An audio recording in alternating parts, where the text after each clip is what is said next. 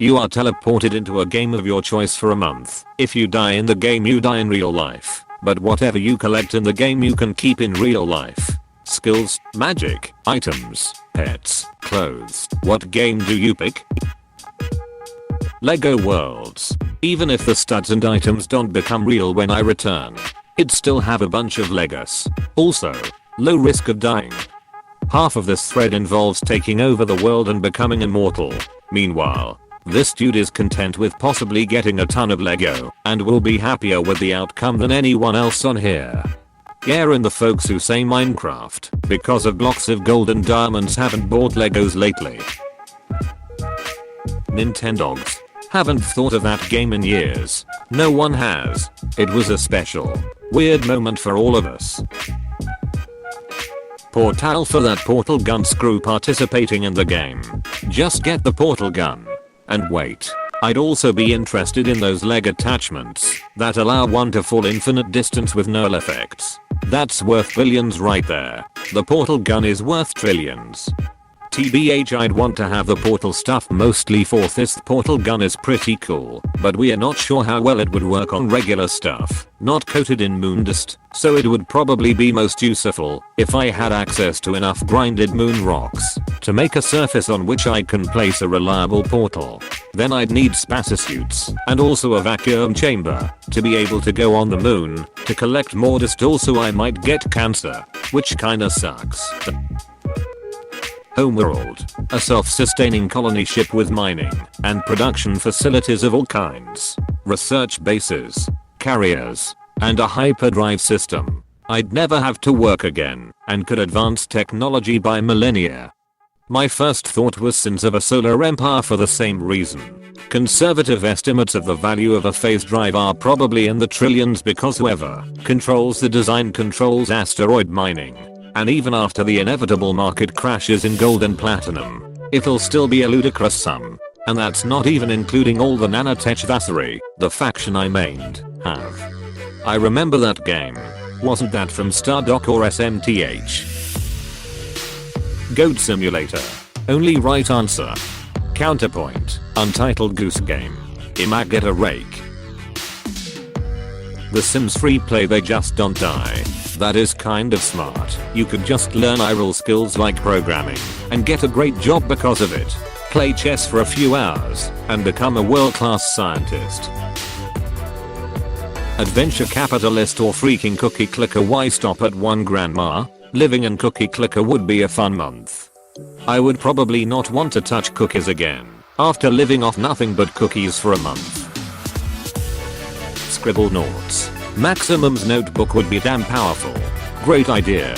This is one of the most genius ideas. This game will make you come in 40 seconds. What do you do with the rest of your month? Oh no.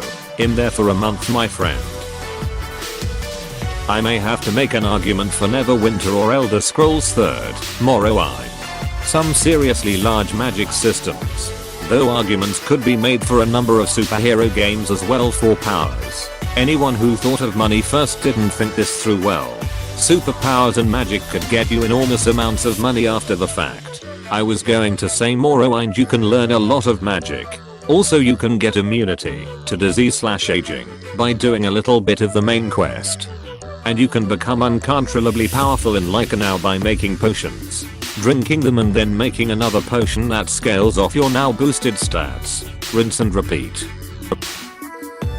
Sims. Duck it. I can get myself a hot wife and the best looking house and be rich as duck. She only speaks in gibberish. Yay. But the woohoo is great.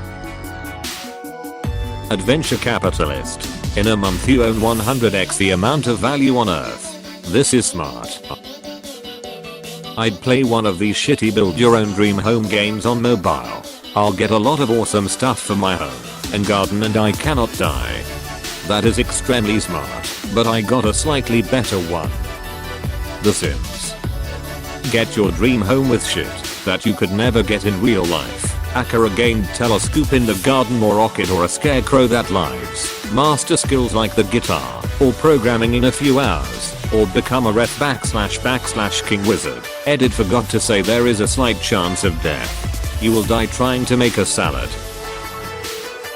greater area and make it expert just for good measure. Come back to the world wearing a worm scarf riding a UFO. Seems pretty good, but also two-dimensional. Elite Dangerous. I'll just play on solo and grind to get the best ship possible / bunch of ships. Come home and use them to explore the Iral galaxy. No Man's Sky. Get a spaceship that can travel between stars in seconds. Okay, in my opinion you have the best one. You could sell it to the government for enough money for you or your kids and their kids for eternity, and you would go down in history as one, if not the smartest person who ever lived, and you would be the reason we make contact with alien life. Maybe I'm pessimistic, but I feel like the government would just seize it from you, and you might just disappear into a secret prison where they interrogate you to find out how you built it or where you got it. Closed bracket. Stardew Valley. Seriously. This is the one I'd pick. You get a free house and a farm and you can't die. Just wander around and pick up random stuff and sell it for cash. Hell, you can literally just sit around doing nothing but watch TV for a month and now you've got a free house and land. You can have friends too. Sigh. Probably WoW. It makes sense. Stay to the old expansion areas and you are unkillable. When you get back you have millions of gold, hundreds of mounts, hundreds of pets, and ungodly power, no matter what class you are.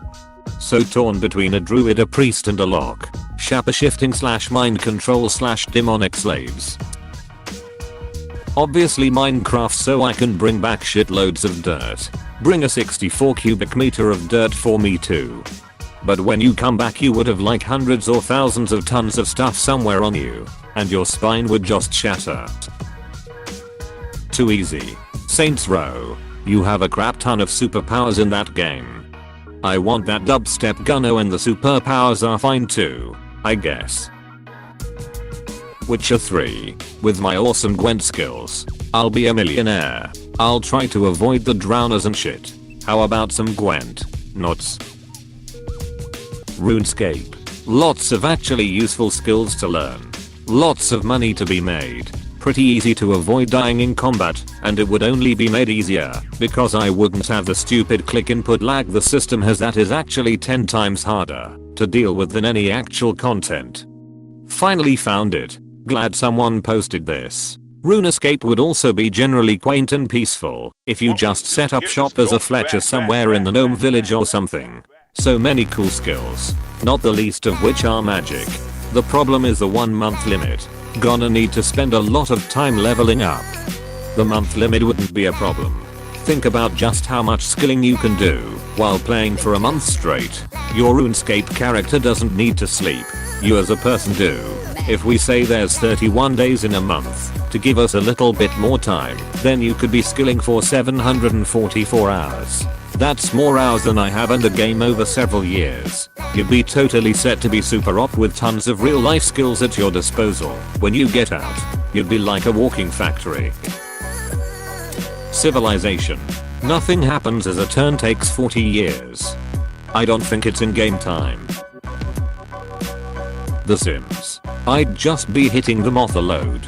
Motherload. Minecraft.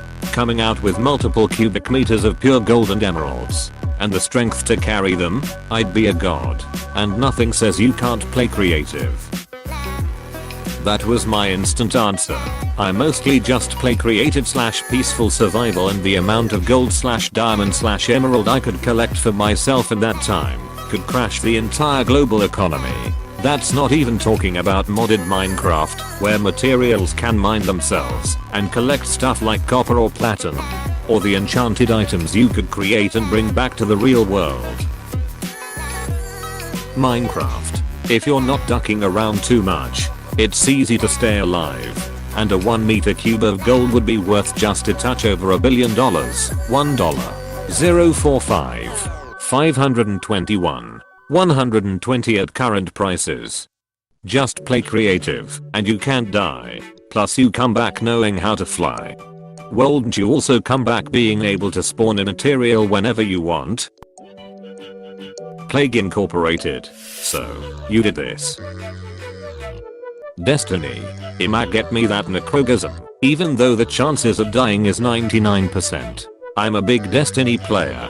I was wondering, what does death mean in Destiny? If I'm not in a darkness zone and my ghost can revive me, would I still die in real life? If revivable deaths don't count, I'm in.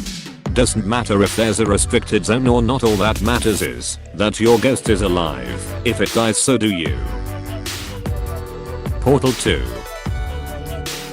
Hey, thanks for watching, and don't forget to subscribe.